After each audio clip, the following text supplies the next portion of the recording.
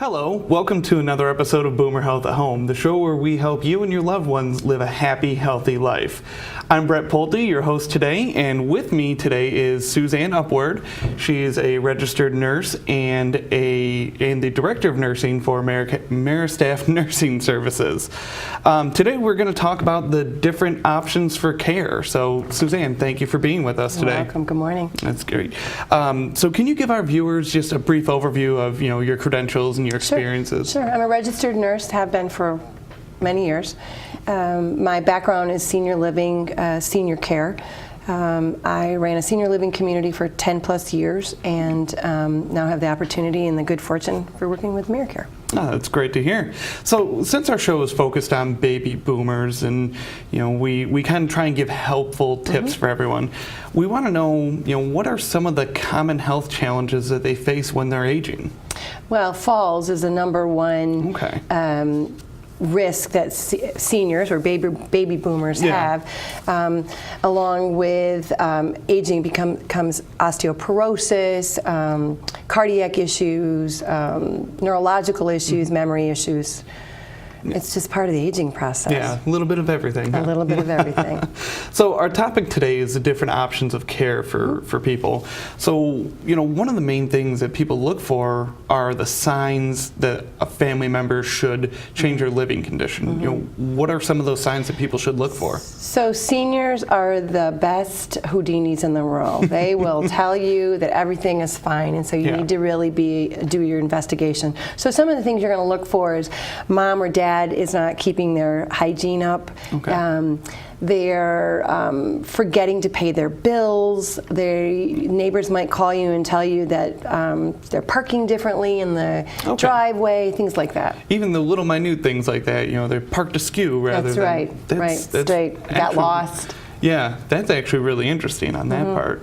Now, what types of care are available for seniors as they age and they unfortunately can't live by themselves? Right. Well, really, everyone wants to stay in their own home, right? Usually. But when it becomes evident that they need additional services, there's things called, or communities called CCRCs, Continuing Care Retirement Communities. And so they would start out perhaps in independent living where they're still able to maybe drive still do their own laundry, keep their house up, but they no longer want to cook, so meals will be provided, housekeeping might be provided. And then as they age and things change, they could go into an assisted situation. Gotcha. So now with the independent care, what types of services are provided with that? I know you said meal service usually? Can be. You can purchase that, or it may be provided. There are often different options that you could move into, like what's called a cottage, and you literally, it's like your own condo, but you're on this community where all these services are available. And you could purchase housekeeping, you could purchase meals, so you no longer have to cook. So you have those options as things change. Yeah, so like you were saying earlier, if mom or dad's forgetful and don't want to leave the stove on or the oven going, forgetting their medications, things like that. That's actually really interesting, and it's good that we have those services available for people. So when you're in those independent living facilities, can you hire your own caregiving staff? Absolutely. We encourage that, to hire services to come in just to give them that little extra boost. And sometimes it's just for companionship too. They're lonely, they're a new widow or a widower, and they're lonely and they're new to the community, so if we can bring care in there, that person can help them merge into the community a little easier. That's good. We just went through that with my grandmother recently. Unfortunately, she had to sell her home. It was too big. She couldn't take care of it. And she actually is very happy where she is because, like you said, the sense of community. That's right. If I try and call her in the afternoon, she's not going to answer. That's right. She's playing bingo. Yeah, if I call her or an art class. Yeah, call her at 8:30, 9 o'clock at night. Answers every time because you just got back from Canasta. And right, or whatever games they play, or movie night, or popcorn night, or they have pubs that they can go to. So lots of activities. Generally, people don't want to go into those places, and so as family members, we have to push and prod and really really encourage them. And then once they get there, you're right, they have this sense of community. They make new friends. Yeah. They're around people their own age that have the same interests. So it's always a good thing. Yeah, it's always interesting to see that transition. And to see them blossom. Yeah. So you also mentioned assisted care facilities. Assisted now, living. what type of actual care goes on at those type of facilities? So that's where you're no longer able to do your laundry. You really cannot take your medications anymore. You no longer can or want to clean your apartment. You just need help. You might need help dressing. Perhaps you've got your arthritis has gotten worse. So in the assisted living situation, everything is pretty much done for you. You still are encouraged to be independent, participate in activities, participate in outings, have your family in, but you need extra care. You need help with showering. You need help picking out your clothing. You need help being reminded to go to the dining room. Okay. So that's a situation where things are changing. We still want to remind them they have dignity and give them dignity, but they need extra help. Of course. And are those services typically covered under insurance programs or Medicare at all? Or? Not typically, no. Okay. If you're fortunate enough to have purchased long-term care insurance, perhaps those will pay for it, but Medicare and Medicaid or Blue Cross or Blue Care Network does not pay for those services. Those are out of pocket. Okay. And so a lot of times we hear rehab facility or I got to go into rehabilitation. How do you get admitted into a rehabilitation facility? So typically you've had an incident, a fall, a fracture, a hip fracture, God forbid, and you spend time in the hospital and you need additional physical therapy and occupational therapy, but it's not conducive in the home. You need more. So you'll go into a rehab facility. In our area, it'd be like a Woodward Hills or an Evergreen. And Medicare and Medicaid would cover that. Oh, that's good to hear that actually, it's covered under the insurance. So what are the benefits of actually going to a rehabilitation facility rather than trying to do things at home or do an outpatient? Well, in the facility you have therapy 3 to 4 hours a day, which sounds exhausting. It's in like the a part-time home, job. It is a part-time job, and people are very tired and they just can't believe that they have to work this hard. But to get them back to their baseline where they really want to be, you have to work that hard. And in the home, skilled home care only comes out 2 or 3 times a week, and then you're expected to do your exercises. So it's more of a hands-on, Absolutely. They teach you and help you It's along more intensive. the way. Okay. More intensive. Good. And we've heard skilled nursing facilities as well. What type of care is offered at those? So skilled nursing facility is a nursing home, what we call a nursing home, or a rest home as it used to be called. And that's where folks go that really require 24-hour care. They perhaps cannot turn themselves. Perhaps they need more than, they need a 2-person assist. They really can't do much for themselves.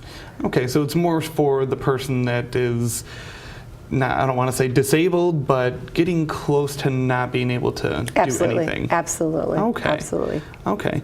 And how do you qualify for Medicare or Medicaid to pay for that stay? So Medicare would pay for 100 days of that, and then depending on your income, there's a lot of variables that that help you qualify. You would perhaps go on Medicaid or out of pocket. Oh wow. And I'm sure, being that it's 24/7 care, it can get a little expensive. It's very expensive. It's very, very expensive. Yeah. So what kind of costs could be anticipated when you're looking at those places? So in a skilled or an independent or assisted living? All three? Yeah, I would. If you know all three, I would say go all three. So they're all private, with the exception of going on Medicaid in a skilled nursing facility. It's private pay. Oh wow. Or long-term care policies, and those are very fashionable now. People have bought them 20 years ago, and they really didn't understand 20 years ago that we're all living longer because of medicine. Yeah. So perhaps, perhaps. They're not, we don't exactly know what they cover because 20 years ago people didn't know what they were going to need. Exactly. But typically it's out of pocket. It's expensive. It's not cheap. Yeah. So start saving now, Brad. Oh, another thing to save for. Exactly, besides college for the kids. Oh, yeah. Out of pocket. That's pretty eye-opening, I should say. It's very eye-opening. Yeah, it's frightening for some of us. Exactly, yeah. So can home care be an alternative? Home care can be an alternative, again, out of pocket. Okay. Some people do have long-term care policies that will provide for private duty services, so someone could come in and help you with meals and help you with dress, take you, transport you, drive you to appointments, be a companion. Okay. So a long-term care policy can provide that. Some of them are limited. We recently had a situation with a brother-in-law. His is only good for 5 years. Oh, geez. Because he bought it at an older age. Okay. So 5 years is all that long-term care is going to pay, and they cap it per month. So there's a lot of little caveats in these policies. Yeah, it's just like any other insurance policy. That's right. You have to read the fine lines. Everything has to go exactly perfect. Exactly. So in home care, we hear a lot of terms tossed around, and the big two we always hear is home care and private duty nursing. That's right. What's the difference between those? So typically home care is skilled home care. Medicare, Medicaid, Blue Cross, the insurances would pay for it. It's for a limited amount of time. It's for an exacerbation of a condition, a new condition, maybe some med changes. And as a nurse, and I did home care many years ago, you went in and you assessed the situation and you got the family involved and you were in there for a limited time. Private duty is out of pocket, and you can have it for as long as you have the funds to pay for it. That's right. That's right. Yeah. And you can have 24/7. You could have 4 hours a day. You could have it 2 days a week. You can have it 3 days a week. So you have pretty much, you can tailor it to what you can afford or what you need. It's a la carte, basically. Oh, that's interesting there too. So what goes into a care plan when we're talking about home health care? So what are their needs? What are the expectations of the patient and the family, or the client and the family? In skilled, it would be the diagnoses, what we're going to be doing, med changes, safety, teaching on the disease process. And private duty is what does grandma or mom want, or what do I want? Do I want her to help me with bathing? Do I want her to help me with cooking, cleaning, driving, things like that? Yeah, that's good, because like we were saying, you can tailor it to what you need. That's right. And is home care more cost effective when compared to the other options? I believe so. Okay. Because it keeps you in your own home. The only thing the negative that I could see is that the lack of socialization. Okay. Because in a community like with your grandma, she's blossoming. Yes. Correct? But again, she can also have home care or private duty come in there and still help her with additional things. Yeah. Take her for appointments, things like that. Of course, yeah. And kind of what we were saying is, in some of these live-in facilities, you're most likely paying rent plus anything else. Like you said, meals are not always included. Not always included. Whereas a lot of our seniors now have been in the same home for 40 or 50 years. Home's paid off. That's right. There's no mortgage to pay. It's just kind of your daily living expenses. That's right. That's one thing that's kind of always amazed me is, someone staying in one place for that long. I know. I've never been able to do that. Well, yeah, but you're also 30-something, so it's fine, you will be. It's fine. So are there any rules that the government or regulatory associations have set out for the ratio of caregivers to patient coverage? Well, in the skilled facilities, yes, there is. Okay. And in assisted livings, even though they're not licensed in Michigan, unless they're licensed for the home for the aged, yes, there would be. Obviously, in independent, there isn't. Yeah. But I would recommend that you not put a loved one in. I would ask that question. Yeah. How many caregivers do you have to X number of patients? What are my expectations? Is there a safety measure? Do they wear a bracelet, a pendant, or something if they need help? Yeah.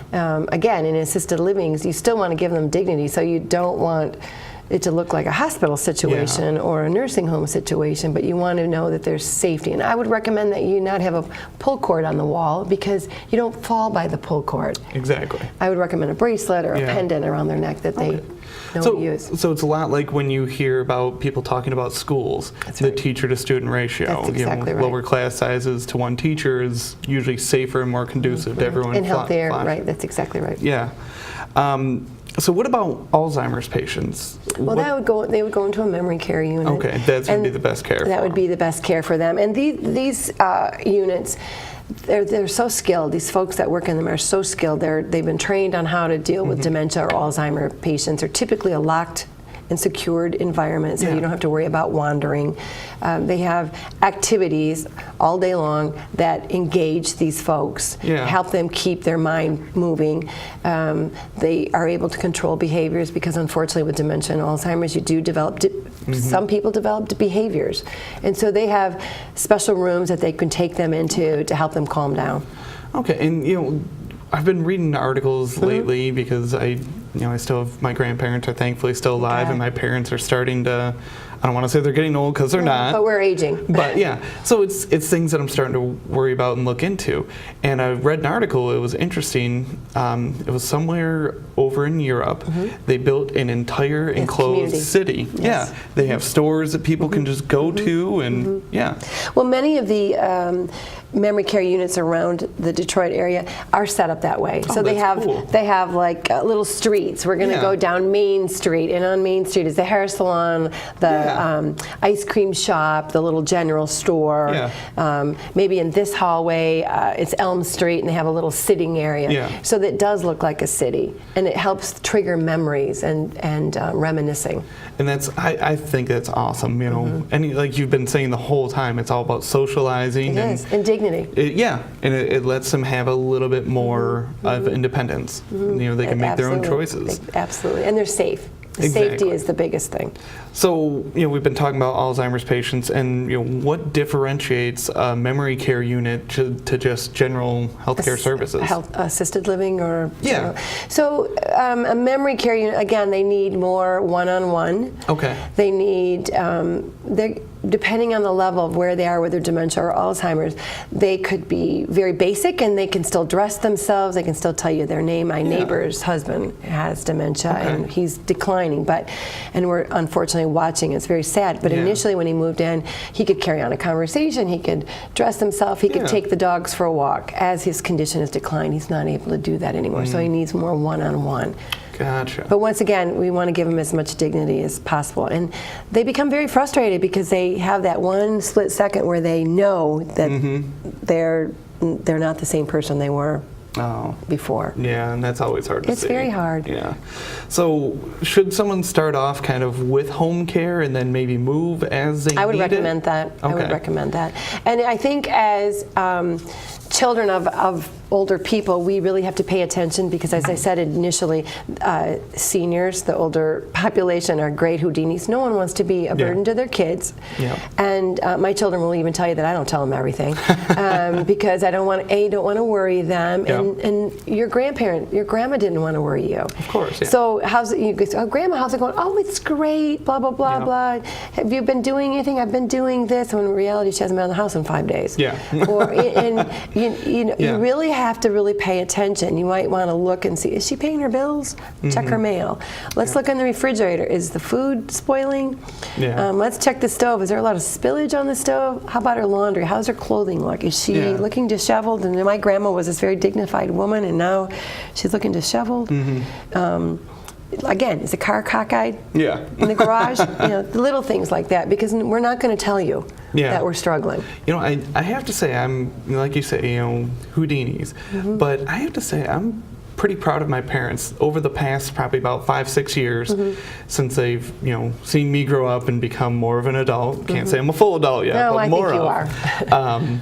They're starting to share more with me. That's right. And letting me know that I went to the doctor and the doctor said this, and especially with all the technology now, I can go in and see my mother's medical records anytime I want. Yeah, wow. Your parents are better than I am. I've kept things quiet. I don't want to worry my kids, which is a angst for them. They're like, why didn't you tell me that happened? Well, I was fine. You let it slip 5 months down the road. Exactly. What do you mean you had that happen? Yeah. So. Well, Suzanne, that's all the time we have, and I want to thank you again for being here. You've given us some amazing information, and I hope we can definitely steer some people on the right direction. I hope so. So, and viewers at home, if you have any questions or, you just want to reach out to us about today's topic or anything, you can reach us at boomerhealth@americaremedical.com or give us a call at 248-288-2270. Thanks for joining us.